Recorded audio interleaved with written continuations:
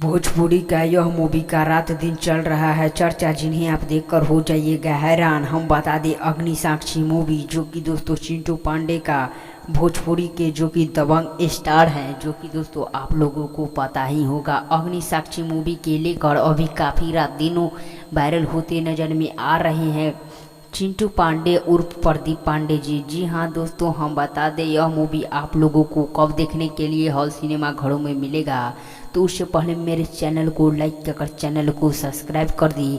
हम बता दें यह मूवी में कौन कौन काम किया है, और हम बता दें यह मूवी पारिवारिक मूवी होने वाला है। यह मूवी कब रिलीज कर दिए जाएंगे इसी वीडियो में डेट बताऊंगा।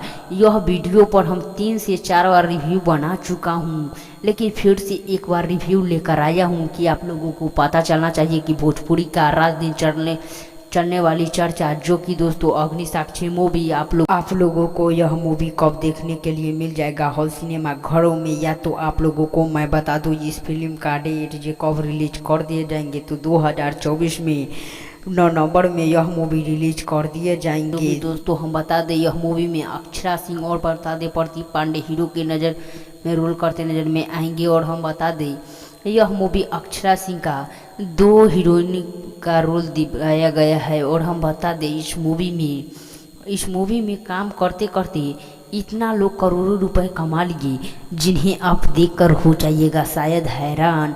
तो वीडियो को लाइक कर वीडियो को चैनल को सब्सक्राइब कर दी।